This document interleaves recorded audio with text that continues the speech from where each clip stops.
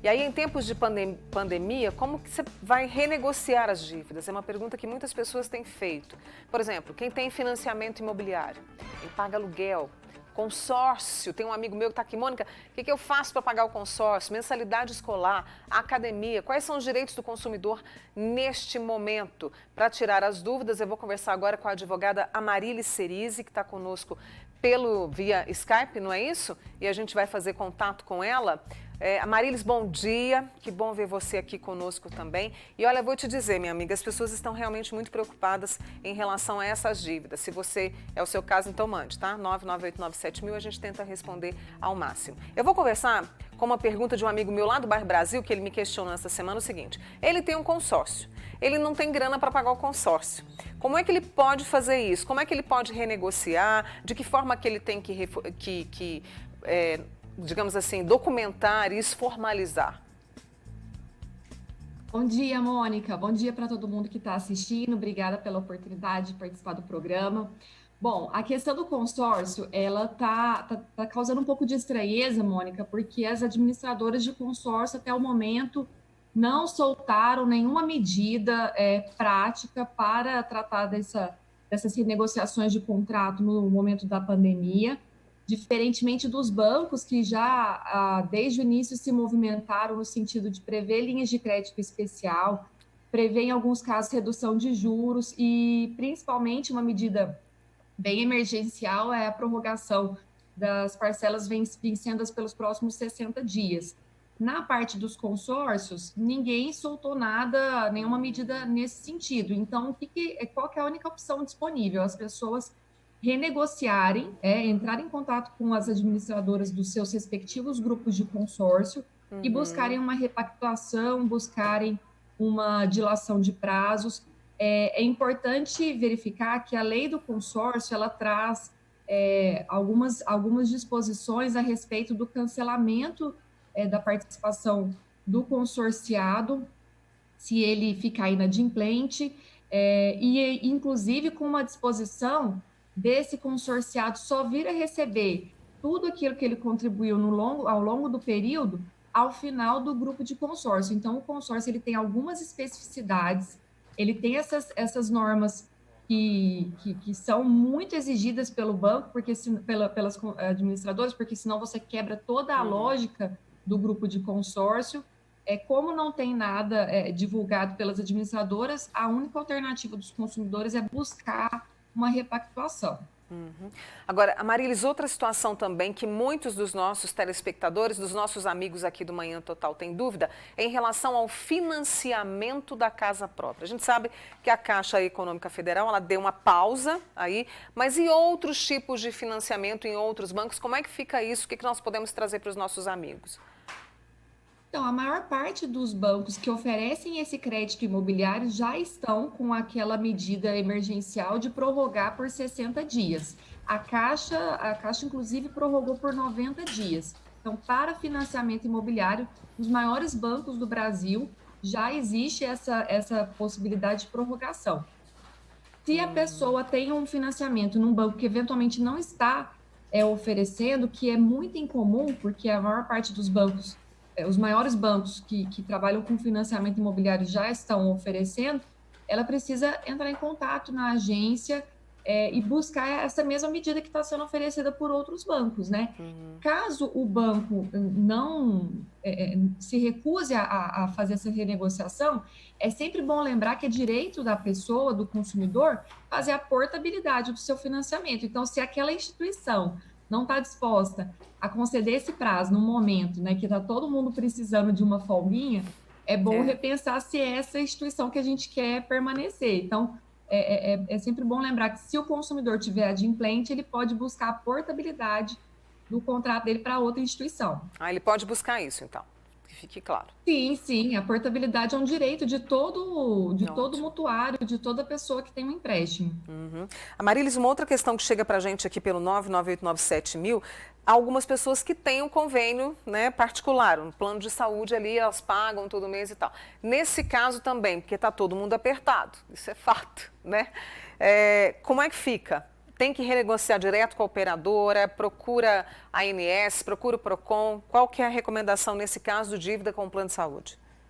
No primeiro momento, entrar em contato com a operadora do plano de saúde, verificar se todas as coberturas estão sendo atendidas e, na hipótese de impossibilidade de pagamento, como isso é motivo para cortar o atendimento, precisa ser feita uma repactuação. Mas essa é uma das despesas, gente, que tem que ficar em último caso, porque é uma despesa extremamente essencial.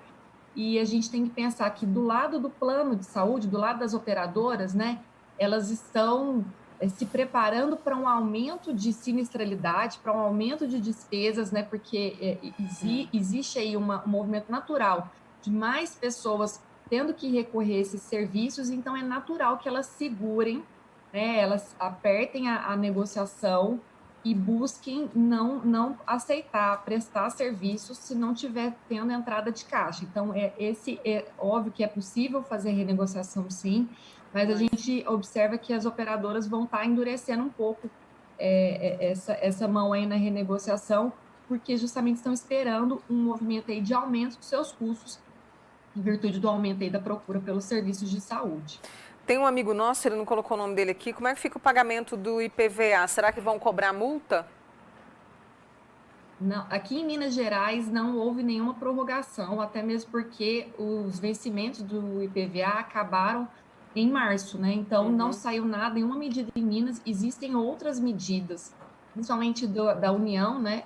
Tratando de tributos federais, mas a nível estadual não saiu nada pelo governo. Vou fazer o seguinte, vou fazer uma pausa com a Marilis Cerise, que é advogada, está com a gente aqui hoje também, né, para trazer essa questão para você que precisa. Meu Deus, o que eu faço para renegociar a minha dívida, para não ter mais uma dor de cabeça? Já já a gente volta com a Marilis. A Marilis, obrigada, viu? Em tempos de pandemia, não é? Como é que a gente faz para renegociar as dívidas? A gente falou aí da questão de IPVA, plano de saúde, consórcio. Eu volto com a Marilis Cerise, que é advogada, para a gente conversar sobre esses direitos do consumidor. A Marilis, as contas não param de chegar. Deixa eu trazer aqui, conta de energia, como é que fica? Como é que as pessoas vão renegociar isso? Então, Mônica, ontem saiu, a gente está acompanhando diariamente, estão saindo várias medidas todos os dias, e ontem à noite saiu uma nova medida provisória, a medida provisória 948, prevendo a isenção pelos próximos 90 dias da tarifa de energia elétrica para os consumidores de baixa renda, aqueles consumidores que estão classificados na tarifa social. É uma conta de aproximadamente R$ 150 por mês, que é aquele limite de até 220 kWh. Então, o governo vai bancar essa conta de energia elétrica pelos próximos 90 dias. Muito bem. Outro detalhe também que os nossos amigos têm perguntado, a Marilis, é em relação às mensalidades escolares. Aulas suspensas, né? Alguns estão tendo material, recebendo material em casa. Como é que fica isso? Bom, Mônica, esse assunto tem gerado muitas dúvidas, muitos questionamentos, tanto por parte dos pais quanto por parte das escolas, que estão aí ainda incorrendo em seus custos fixos, tendo que pagar os salários dos professores, de todo o pessoal que está ali envolvido na prestação de serviço. E o que a gente tem de novidade para passar para o pessoal é uma nota técnica que foi divulgada pelo PROCON na segunda-feira, com algumas orientações para as escolas adotarem em relação aos alunos aí da rede privada de ensino médio, fundamental e infantil. E nessa nota, o Ministério Público tá dizendo o seguinte: olha, o período de março, que todo mundo, foi o início da pandemia e houve a suspensão, a interrupção abrupta das aulas, as escolas devem conceder um desconto mínimo de 29,3% na mensalidade, porque eles estão partindo do pressuposto que naquele período não houve uma substituição por aulas virtuais. E se houver nesse período antecipação de férias, aí não seria necessário desconto. Essa nota também está prevendo a possibilidade de substituir o ensino presencial por ensino à distância, exceto para o ensino infantil, porque está sendo reconhecido ali que não é viável a substituição de aulas presenciais por aulas virtuais. E, por fim, é importante também contar para o pessoal que o Ministério Público está recomendando às escolas para os pais que não concordarem com essa alteração na prestação de serviço, de ensino presencial para ensino virtual por um tempo, que facultem aos consumidores, aos pais, o direito ao cancelamento do contrato, sem multa, né, em virtude de um motivo de força maior. Essa nota tem gerado muito questionamento, o PROCON buscou prestar alguns esclarecimentos, mas as escolas ainda buscam conciliar os seus interesses, revisar essa nota na medida que, em alguns pontos, ela pode impactar bastante o funcionamento de uma escola. Amarilis, uma outra questão dos nossos amigos aqui, olha, financiamento de veículos, é a dúvida da Jéssica. Como fica? Tem alguma flexibilidade? O financiamento de veículo ele vai entrar naquela mesma medida do financiamento imobiliário dessas principais instituições que estão concedendo esse prazo de 60 até 90 dias para os consumidores prorrogarem as suas parcelas. Então, o financiamento de veículo entra na mesma situação, com essa possibilidade de prorrogação.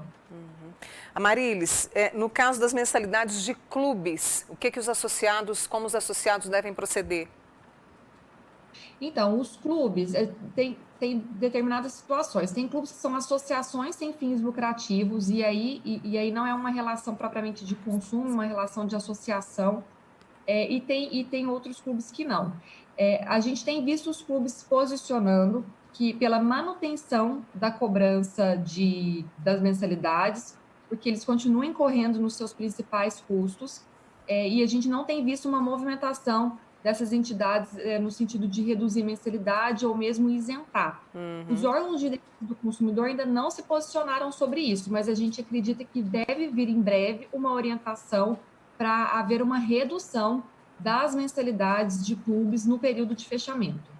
Tem mais pergunta aqui para você, eu estou dando uma olhada, né? Porque as perguntas estão vindo para o trabalho, para o direito do consumidor, eu estou dando uma olhadinha aqui. No caso, por exemplo, quem estava fazendo aula de informática, né? Eu estou procurando a pergunta da nossa amiga, mas como são muitas aqui, ela perguntou quem faz aula de informática, as aulas estão suspensas, como é que fica esse pagamento? O que as escolas devem fazer e oferecer aos seus consumidores é a reposição das aulas, para não prejudicar aquele curso que foi contratado. Então, desde que a escola ofereça essa reposição, é necessário que o aluno continue fazendo o pagamento. Só que se a escola, se esse curso, por conta de alguma determinação, de alguma peculiaridade, não puder ser reposto, não puder ser feito numa outra situação, aí precisa sim ter o cancelamento, sem multa para nenhuma das partes, porque afinal é um evento de força maior, e deve ser feita a devolução dos valores pagos, né, proporcionalmente àquele período que não foi utilizado do curso. Muito bem, a Marilis Cerise continua com a gente aqui mais um pouco. Vou dar mais uma olhada aqui nas suas perguntas. A gente tem dúvidas sobre a questão de shows, porque havia vários shows aí marcados, como é que fica isso? Existe alguma lei, não existe? Alguma medida, não existe? E a Marilis tira a nossa dúvida daqui a pouquinho, tá bom? E a gente está falando sobre renegociação de dívidas nesse momento de pandemia. Eu volto com a Marilis Cerise, que é advogada e também está conosco tirando as suas dúvidas. A Marilis, deixa eu trazer aqui para você. Já que nós falamos de shows, muita gente, né, tinha se programado esse ano para vários shows. Como é que fica essa situação? Pagou o ingresso, eles vão reembolsar, não vão? Como é que fica? É verdade, Mônica, excelente pergunta, porque até então os órgãos de defesa do consumidor, eles estavam se posicionando no sentido de determinar aos organizadores do evento a restituição dos valores dos ingressos, o reembolso daquilo que tinha sido gasto. E a gente tem que pensar que nós estamos falando tanto de eventos, de shows artísticos, como eventos particulares, né? E ontem saiu, como eu disse, está tendo muita novidade. Ontem saiu uma medida provisória onde o governo determina que a organizadora terá um prazo para fazer esse reembolso e ela tem direito de dar um crédito para o consumidor para usar no outro evento ou no adiamento desse próprio evento que eventualmente tenha sido desmarcado. Então, a gente está tendo uma mudança de entendimento. Antes falava-se em reembolso e agora a gente está falando em crédito, né? Crédito para aquele consumidor usar posteriormente ou fazer um acordo prevendo uma outra forma de redução. Tudo visando o quê? Um equilíbrio das empresas, porque se todas as empresas também tiveram custo para fazer aquele evento, anteciparam cachê para os artistas, pagaram equipamentos, e se elas tiverem que ser obrigadas a simplesmente devolver, elas também vão ficar numa grande dificuldade. Então, essa medida aí traz um pouco de equilíbrio, sem também desatender o consumidor que precisa ter aí seu direito observado. Vamos lá, eu vou trazer outras dúvidas aqui. Eu dei uma geral, mais ou menos rápido aqui pelo nosso WhatsApp, que tem cartão de crédito, mensalidade, mensalidade não, aluguel, e agora de mensalidade tem uma amiga nossa que pergunta aqui, mensalidades da academia, das academias, como é que fica? E também a mensalidade de manutenção do aparelho ortodôntico, ou seja, ela pôs o aparelho e está pagando, né? Como é que fica isso? Como é que a pessoa pode negociar?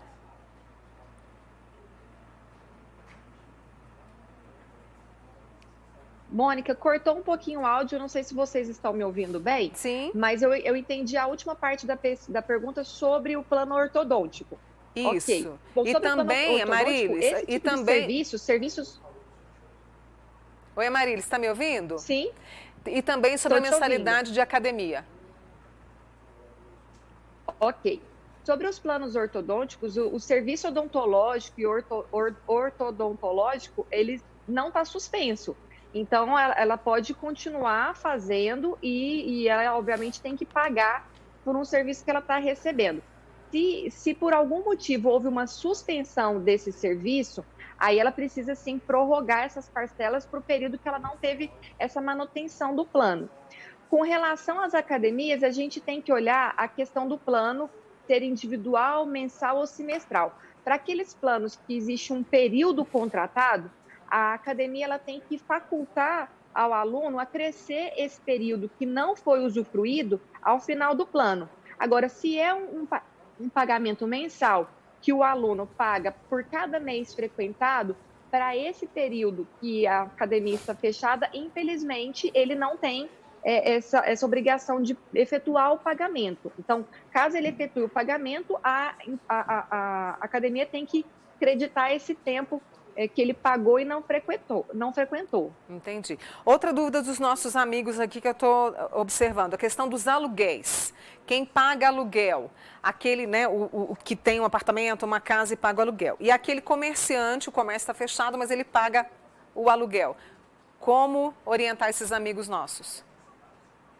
Excelente, Mônica. Olha, a locação, ela não é uma relação de consumo, ela é uma relação particular, uma relação de natureza civil. A gente está observando que muitas pessoas estão buscando redução e até mesmo isenção de aluguel, usando a pandemia como uma justificativa. É bom reforçar que a pandemia é, sim, um evento de força maior, mas para que ela seja utilizada como um evento de força maior para isentar um inadimplemento, para justificar um inadimplemento específico, existe a necessidade de comprovação de um nexo de causalidade, né? Uma relação direta dos efeitos da pandemia com aquela impossibilidade de cumprimento. Ela não tem esse efeito automático de isentar a pessoa do cumprimento. Ela tem o efeito de expurgar algumas consequências, uma multa, uns juros.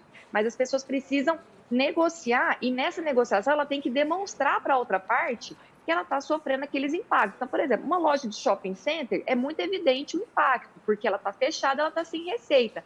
Agora, uma locação residencial de uma pessoa que continua trabalhando, continua recebendo normalmente, ele não tem como comprovar que ele está sendo diretamente impactado. Agora, uma pessoa que perdeu o emprego, é um autônomo que está sem renda, ele tem que chamar o seu locador para conversar e demonstrar para ele, olha, estou sem renda, vamos negociar. Aí sim, havendo a comprovação do impacto direto, é possível fazer a negociação. Amarilis, uma outra situação muito comum aqui dos nossos amigos, das nossas amigas, até na segunda-feira, por isso que a gente te chamou, né? Uma amiga nossa falou, eu estou com os meus carnês, o meu carnê, eu estou indo à loja, uma loja, não posso dizer o nome da loja, é uma loja de departamento, mas a loja está fechada e ela precisa pagar, porque o pagamento é feito lá. E a mesma situação dessa nossa amiga que está com contas de várias lojas atrasadas, as lojas estão fechadas e a gente só paga na loja. Como é que ela faz? Porque ela está preocupada com os juros. eu recomendo entrar no site da loja para verificar se existe alguma instrução, algum canal alternativo de pagamento, e não tendo essa instrução, eu observei em algumas dessas lojas de departamento que eles colaram alguns anúncios, até com números de WhatsApp para o consumidor entrar em contato para ver uma outra forma de pagamento. Mas a loja não oferecendo nenhuma forma de pagamento, aí ela tem que prorrogar essas parcelas e ela não pode cobrar nenhum encargo do consumidor por conta disso. Uhum. Amarilis, para a gente reforçar, questão de mensalidade escolar e pagamento de vans escolares. Bom, a mensalidade escolar é aquilo que a gente falou, se a escola substituir a forma de prestação de serviço por uma prestação de serviço virtual, desde que exista a possibilidade dessa substituição regulamentada aí pelas autoridades educacionais, a mensalidade ela precisa continuar sendo paga. O Ministério Público, é bom que se reforce, orientou que as empresas repactuem essa nova forma de prestação de serviço com os consumidores, com os pais, né, demonstrando aí a planilha de custos acrescidos e custos excluídos para esse período aí da pandemia. Uhum. E se houver a possibilidade, de revise o valor. Agora, a questão das vans escolares, ela segue uma outra lógica, porque ela não é um serviço regulado, apesar de ser um acessório e a educação, não tem nada a ver com o serviço educacional, esse serviço de transporte. Então, para esse caso específico, como o transporte normalmente é pago mês a mês,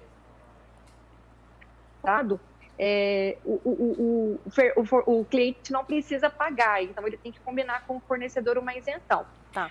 Mas é importante combinar também que é possível que esse fornecedor que não está recebendo e que não está prestando serviço agora, ele pode combinar com o consumidor que ele substitua isso no mês de julho, de janeiro, por exemplo, porque a gente sabe que vai haver reposição de férias nesses meses. Então, esse combinado é importante fazer. Rapidamente para mim, só para reforçar a questão da energia e clubes. Muita gente perguntando sobre clubes aqui que estão sendo descontadas as mensalidades e os clubes fechados. Os clubes não estão se posicionando ainda, eles continuam insistindo na manutenção das mensalidades, porque eles continuam correndo aí em grande parte dos seus custos, que é folha de pessoal, e os órgãos de consumo ainda não se posicionaram a respeito, mas a gente acredita que não vai haver uma isenção completa, porque existe aí um custo de manutenção daquele espaço do clube, mas a gente tem que considerar que houve sim uma redução de custos variáveis, então essa redução a gente entende que tem que ser repassada para o consumidor.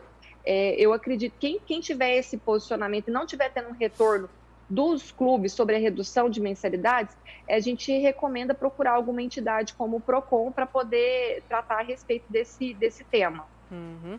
A Marilis Cerise, advogada, deixa eu só confirmar aqui com a Luhan Machado. A gente vai encerrar agora, Luhan, ou nós vamos voltar? Ok. A Marilis, muito obrigada. Com certeza nós vamos precisar de você novamente, mas muito obrigada por esses esclarecimentos aqui urgentes que você trouxe para a gente. Obrigada, viu? Um bom dia para você. Obrigada, Mônica. Um grande abraço. Fiquem com Deus. Amém, minha amiga. Um beijo para você.